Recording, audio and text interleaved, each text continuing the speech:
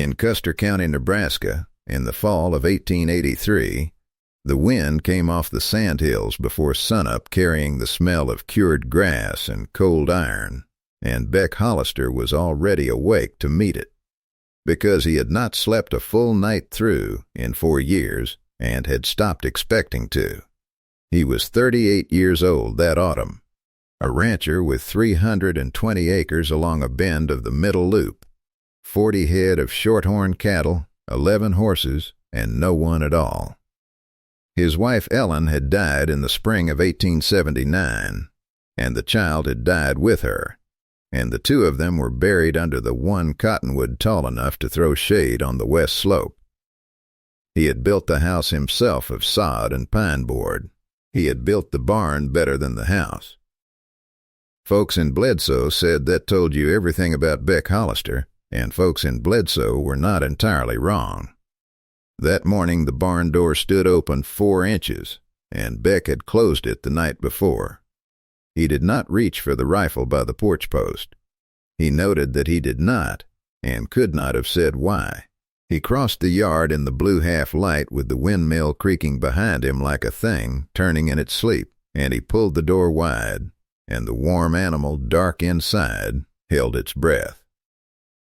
She was in the second stall, in the straw, curled against the flank of an old bay mare named Pilot, who had never in her life tolerated a stranger, and was standing over this one like a mother over a foal. The woman came awake all at once, the way the hunted do. She was up and back against the boards with her hands open at her sides before Beck had drawn a breath to speak, and he saw her make the whole calculation in half a second. The door behind him, the distance, the width of his shoulders, her own bare feet. He saw her decide she could not win it. He saw her lift her chin anyway. She was young, though not so young as her thinness made her look. A woman of 24 or thereabouts, brown-haired, her dress gone the color of dust from too much road, her boots tied together by the laces and hanging around her neck, because she had been walking barefoot to save the soles. There was a healing split across her lower lip. There was mud dried to the hem of her skirt in 3 separate layers, 3 separate days of it.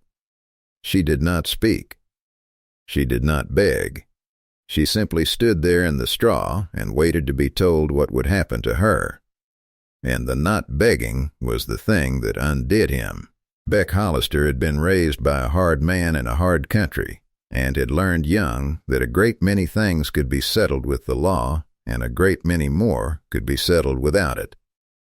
He knew what he was supposed to do.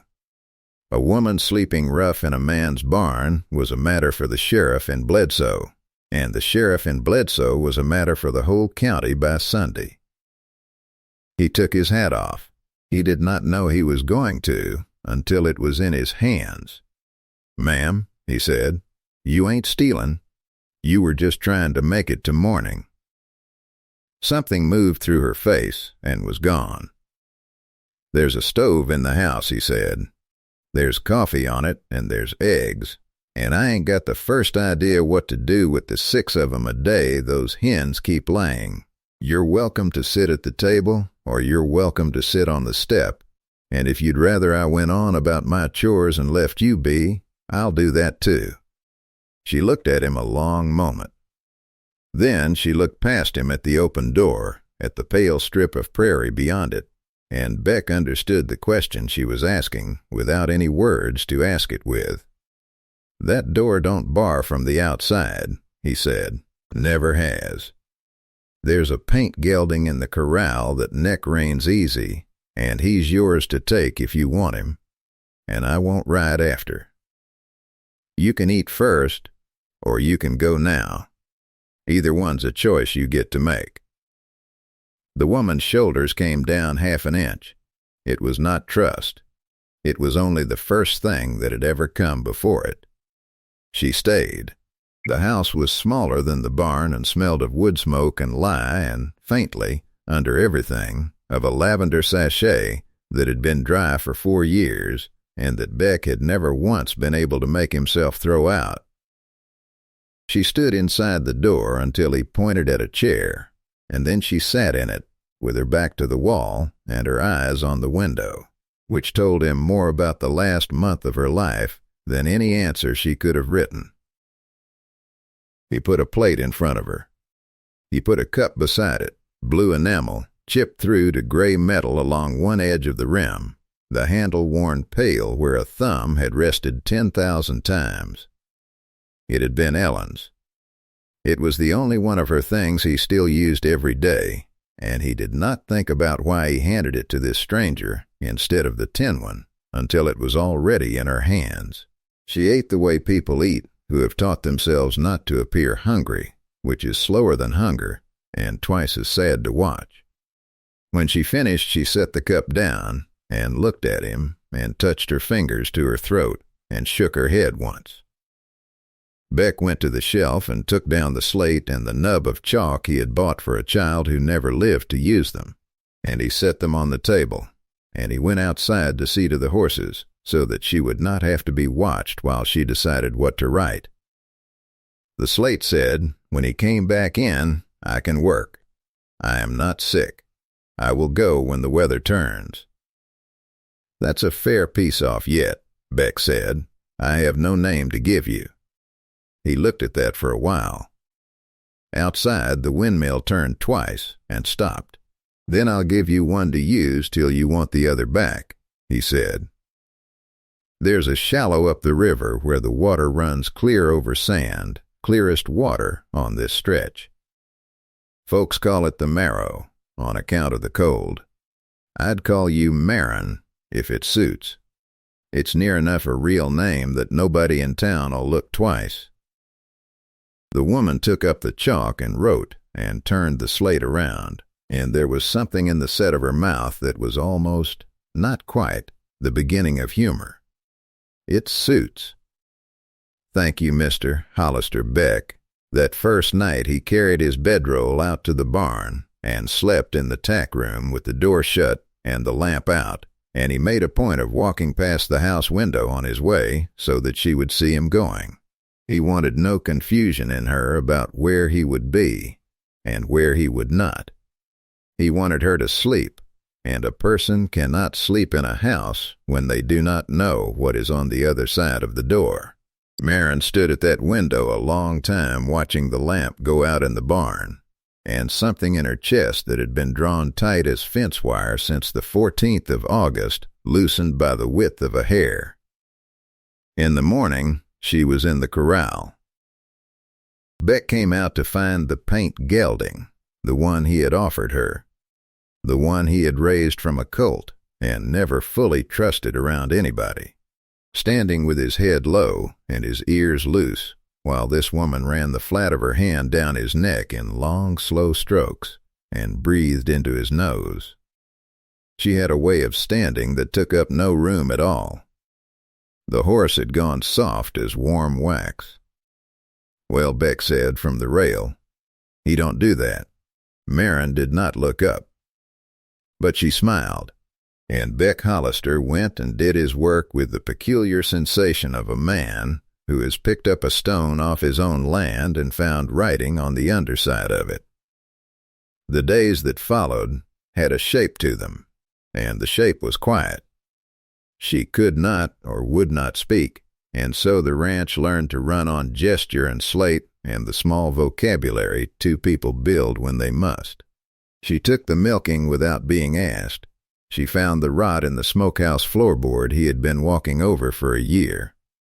She rebuilt the coop door on a hinge that did not sag, and when he came to look at it, she was already gone to the garden, as though being thanked were a thing she had not yet worked out how to survive. Beck noticed things. He noticed she slept with the lamp lit and rose before he did. He noticed she flinched at the sound of a saddle creaking behind her, but not at thunder, which told him what kind of trouble had followed her here, trouble that came on horseback and not from heaven. He noticed she would not walk between him and a doorway. And the narrator, who has told a good many stories out of that country and knows how these things go, will say plainly, He noticed her, and he had promised his wife's grave he was done noticing anybody, and both of those were true at once, and he carried them both up the west slope every Sunday and set them down at the foot of the cottonwood, and had nothing at all to say about it. On the 9th day she came in from the garden at noon with her head tilted, and she stood in the yard listening to something Beck could not hear, and then she went and pulled the slate off its nail and wrote one word on it, and held it up.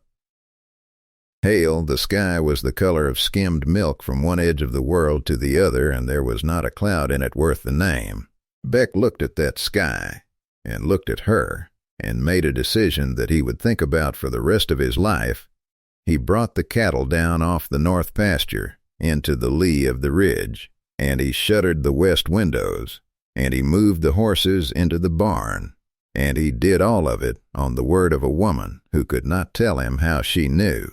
It came at 4 in the afternoon out of the northwest, and it came for 11 minutes, and it stripped the corn off 2 sections on the flats, and killed 100 head of somebody else's cattle standing in open ground. Beck lost a water trough and half a roof of shingles. He stood under the barn eave with the roar of it going on the boards over his head and the smell of bruised grass coming up off the yard, and beside him stood Marin with her arms crossed, watching the hail bounce knee-high off the hardpack, entirely unsurprised. "How?" he said. She wrote, "The Larks quit. They quit before anything." He had lived in that country his whole life. He had never once thought to listen for what stopped. In the 3rd week the roan mare came up lame, and Beck could not find the cause. Marin crouched, lifted the hoof against her knee, worked her thumb along the frog, and drew out a stone the size of a hazelnut that had wedged itself where no one would think to look.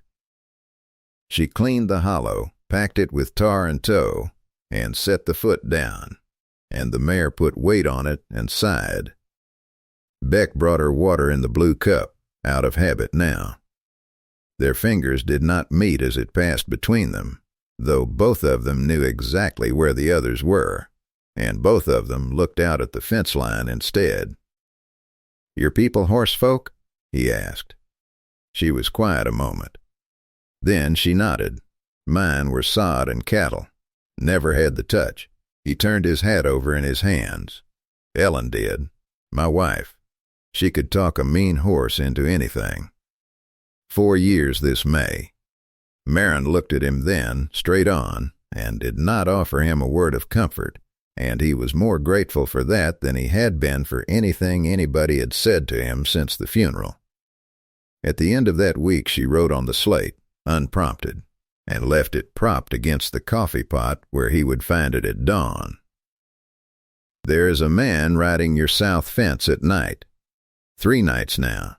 He counts your cattle and rides back southeast toward the flats. Tall gray horse. He is one of Ely Vance's." Beck stood in the cold kitchen holding that slate for a long time.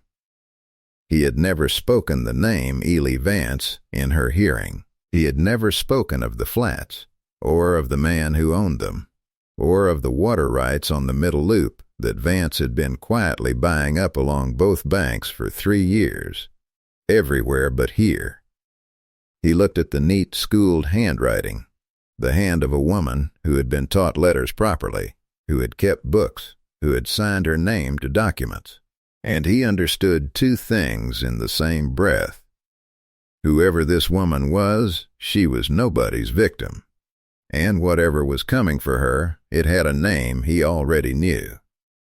Before the world came knocking at that gate, and it would, and soon there was one more quiet morning on the Hollister place, and the cottonwood on the west slope let go of its last yellow leaves all at once, the way it does.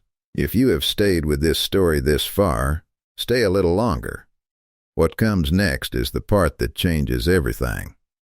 And if you find yourself moved by tales of love that survive the worst the West could throw at them, the bell beneath this story is how we keep meeting like this.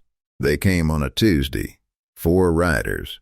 with the sun still low enough to throw their shadows 20 feet ahead of them across the yard. Ely Vance rode a tall gray horse and wore a coat too good for the country. He was a heavy-built man of 50, with a banker's hands and a voice pitched to carry to the back of a room, and he had come into Custer County 6 years earlier with capital from Chicago and had been buying river frontage ever since. Beside him rode a deputy named Orville Kell, whose wages came from the county and whose loyalty did not. Beck was at the woodpile. He set the axe head down in the block and left it there and walked out to meet them so that they would stop where he chose and not where they did. Hollister, Vance did not dismount. Man says he saw a woman on your place. Man ought to mind his own fence line instead of mine. Kell leaned from the saddle and held out a paper, and Beck took it. It was a bill printed in Grand Island, and it offered $200 for information leading to the arrest of one Marion Ashby, widow of Custer County, wanted on suspicion of the murder of her husband Thomas Ashby on the 14th of August, and the likeness at the top of it was crude, and it was hers, and Beck's own name for her was staring up at him off the paper in black ink. The narrator will not pretend the ground did not move under him. It did. She cut his throat while he slept, Vance said pleasantly, and took his horse, and has been living off the charity of decent men ever since. There's some she has fooled. I would not judge a man for being one of them, provided he came to his senses in good time. Beck looked at the paper a while longer. Behind him, 40 yards off, he could feel the house standing there with its one window facing the yard, and he did not turn around, because turning around was the same as pointing. He handed the bill back up.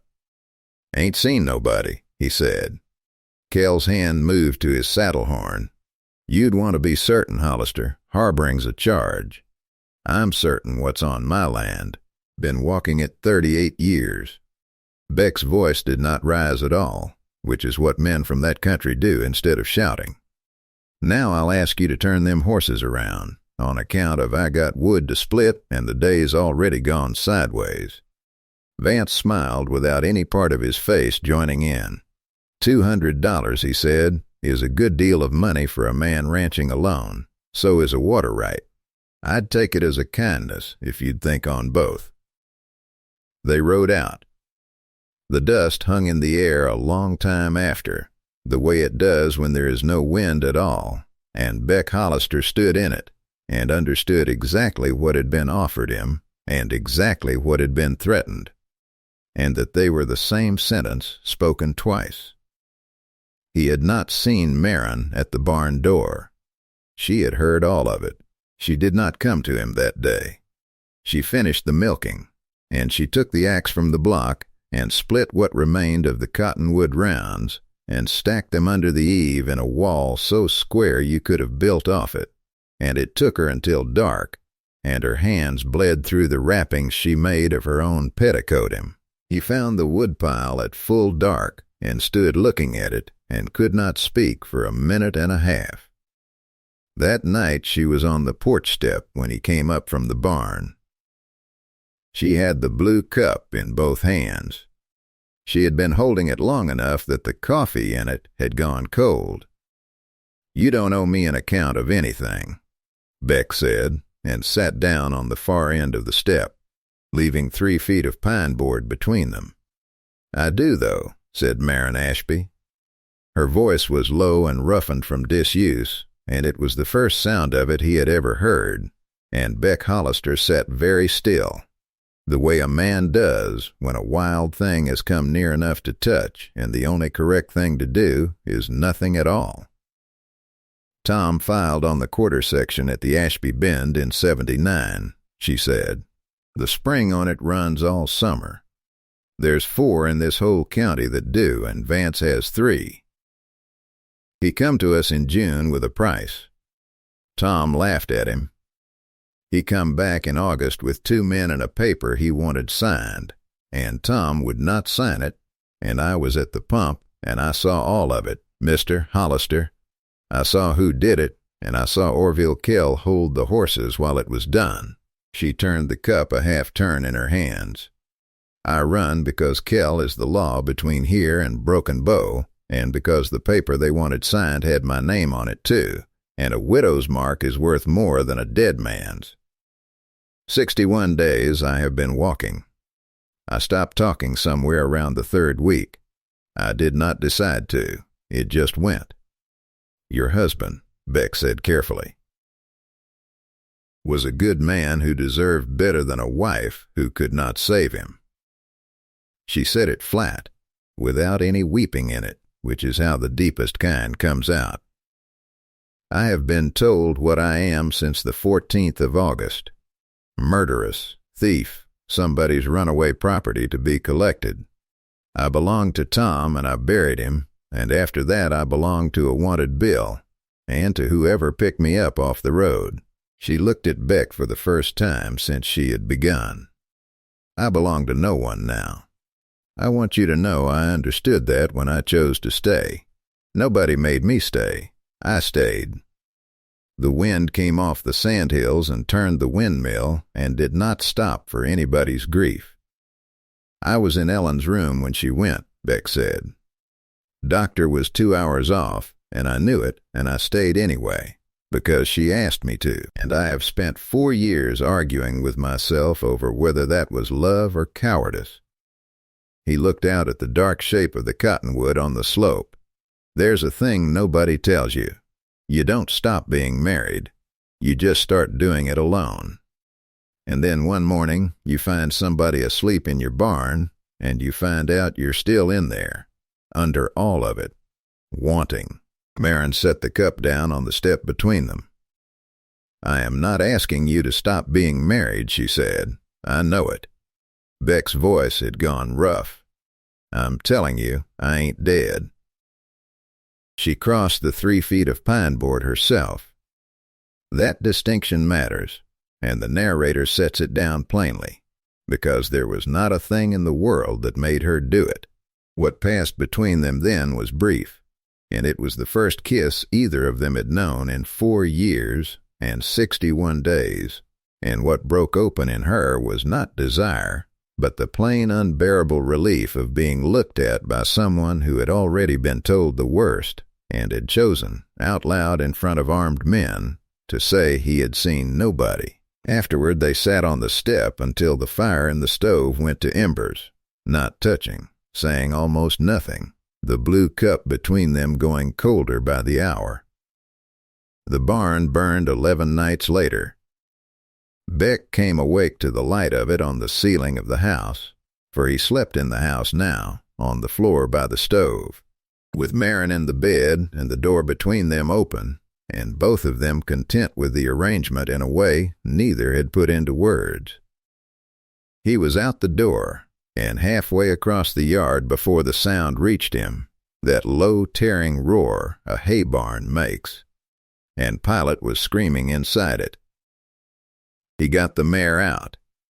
He got 4 of the horses out.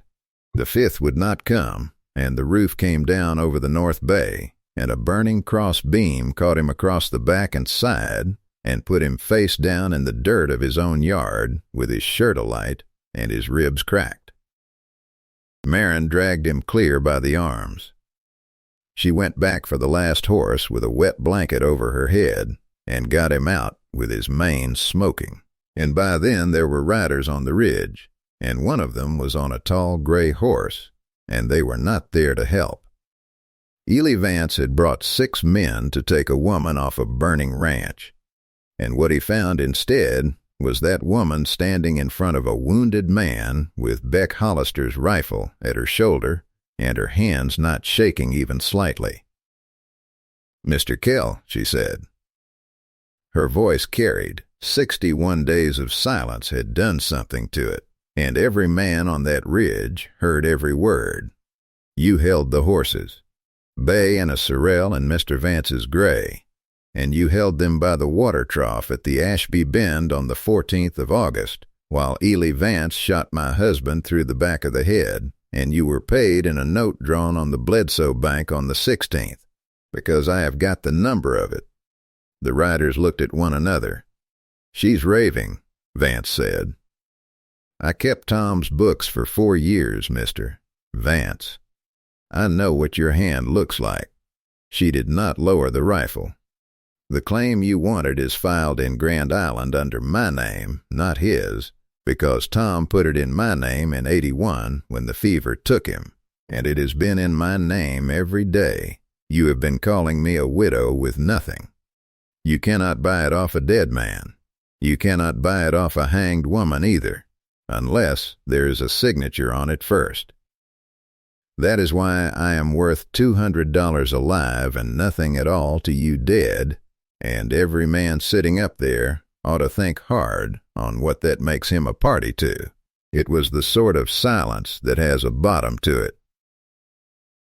Orville Kell turned his horse and rode off the ridge, and 2 men went with him, and that was the end of Ely Vance in Custer County, though it took the district court until March to make it official. Vance came down off the ridge alone with a pistol in his hand and did not get within 30 yards. Marin Ashby put a round through his shoulder, and he went off the gray horse into the ash of the barnyard, and she stood over him and did not fire again, and when the neighbors arrived, for half the county had seen that fire, they found the woman the wanted bills called a murderess kneeling in the dirt, with her hands pressing a wadded blanket to the wound of the man who had come to hang her, keeping him alive so that he could be tried. Bledsoe never entirely got over watching that. Months passed, as they do out there, and the winter was hard, and the spring came anyway. They raised the new barn in April, in one day, the way it was done then. 19 men and their wives and a trestle table of food under the cottonwood. Folks who had crossed the street from Beck Hollister 2 summers before, and now handed him nails. Ellie Vance had gone to the territorial prison at Lincoln in March on the testimony of a widow and a deputy who had decided, in the end, that he preferred a clear conscience to a short rope. The Ashby quarter section, with its all-summer spring, stood in Marin Hollister's name still, for she saw no reason on earth to change it, and Beck saw no reason to ask. They had married in February at the river, at the shallow where the water runs clear over sand, with the preacher's boots in the current, and 4 people watching, and the cold coming up through everybody's souls. She had not taken his name at the courthouse until she had said her own aloud first, Marin Ashby, plain, in front of the clerk, so that it would be written somewhere in the county records by her own choosing, and not on a bill printed in Grand Island. On a morning in May, with the barn smelling of new pine and the meadowlarks going in the grass, Beck came up from the corral and found her on the west slope under the cottonwood with a bucket and a rag, cleaning the 2 headstones, taking her time about it. He stood away off with his hat in his hands. "I told her about the horses," Marin said without turning around. "Figured she'd want to know somebody's finally got the touch again."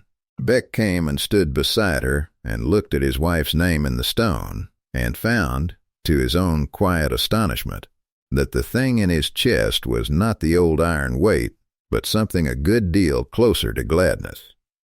They walked back down together.